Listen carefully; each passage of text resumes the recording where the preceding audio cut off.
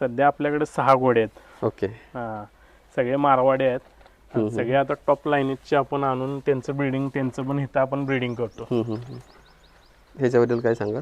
हा शिव नावाचा घोडा आहे. हा जो आता सगळ्यात मारवाडी क्षेत्रात सगळ्यात जोरात म्हणजे सगळ्यात फेमस झालेला घोडा आलिशान, त्या घोड्याचा नातू आहे हा. ओके. हा, हे अकलूजचे धवलदादा मोहिते म्हणून आहेत, त्यांनी ब्रीड केलेला आहे हा.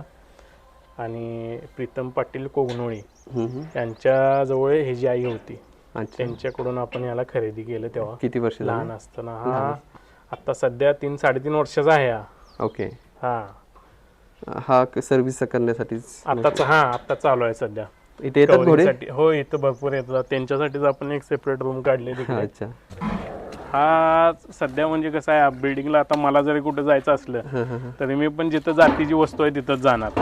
ते भलेही किती लांब असू दे किंवा किती खर्चिक असू दे, कारण की मला माहित आहे उद्या होणार ब्रीड काय होणार आहे त्याच्यापासून तयार. बरोबर. त्यामुळं असं काय नाही आहे की ह्याला पण आता खूप लांबून लांबून घोड्या ब्रीडिंगसाठी येतात इथं. अच्छा. तर जवळजवळ इथली लोक आता पंजाब साईडला म्हणजे ह्याचा खर्च हा काढतोय आपल्या आवर पण. हो, आता कव्हरिंगला त्याला माझ्या जवळजवळ 51,000 रुपये चार्जेस घेतो मी त्याला. 51,000 रुपये? होय, कव्हरिंग साठी.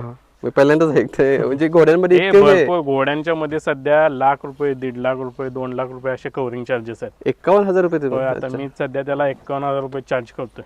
अच्छा. कव्हरिंग साठी. आणि किती येतात तरी घोडे महिन्यातून? महिन्यातून एका दुसरी होती घोडी. अच्छा. हा, हे कॉन्टॅक्ट वरच तुमच्या? कॉन्टॅक्ट वरच सगळ्या काय आता मीडिया झाले त्याच्यामुळे काय असं जास्त ह्याचा विषय येत नाही. काय म्हणजे 51,000 रुपये देण्यामध्ये काय बघतात लोक?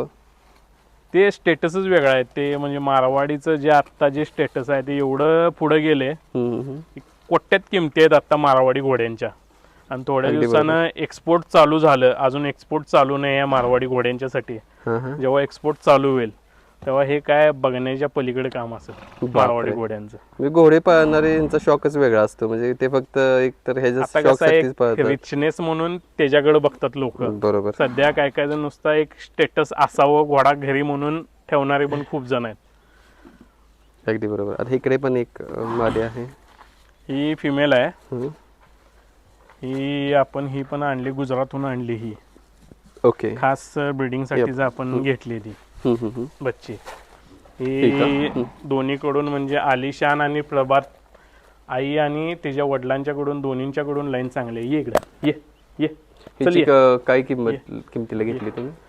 ही आपण 5.25 लाख रुपयाला घेतली, खरेदी केली तिथून. किती वर्ष आपण आता ही बच्ची लहान असताना घेतलेली आपण. 3 महिन्याची होती. आता सध्या 6.5-7 महिन्याची आहे. आणून एक 3-3.5 महिने झाले हिला आणून. अच्छा. घोड्यांमध्ये इतक्या किमती आहेत?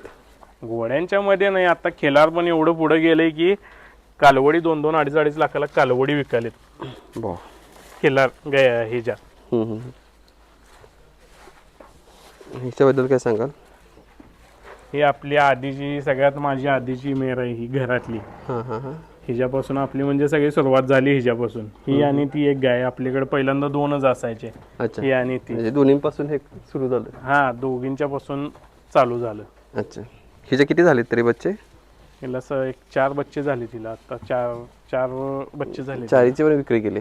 सगळी 4च्या 4 विकलेत आपण. अच्छा.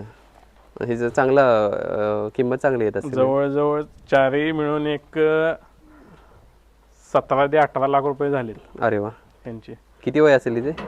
हिचं आता सध्या 10-11 वर्ष वय आहे तिचं. अच्छा. ही आवड तुम्हाला पहिल्यापासूनच होते? लहानपणापासून? घोड्याची आवड आधीपासूनच होती मला. रायडिंगची आवड होती. रायडिंगची आवड असल्यामुळं आणि घरात आधीपासून घोडा होता. पहिल्यापासून होते? पहिल्यापासून होता. त्याच्यामुळे ती आवड ती रक्तातूनच आल्यासारखी आवड आली. तेच आता तुम्ही पुढे कंटिन्यू केले आपण. फक्त काय पुढे जरा त्यात पण जरा चांगलं काम करण्याची इच्छा झाल्यामुळं पुढे डेव्हलप करत थोडा आता ब्रीडिंगवर फोकस आहे याचा. अच्छा. हा जो रॅम्प केलाय तो घोड्यांसाठीच केलाय संपूर्ण?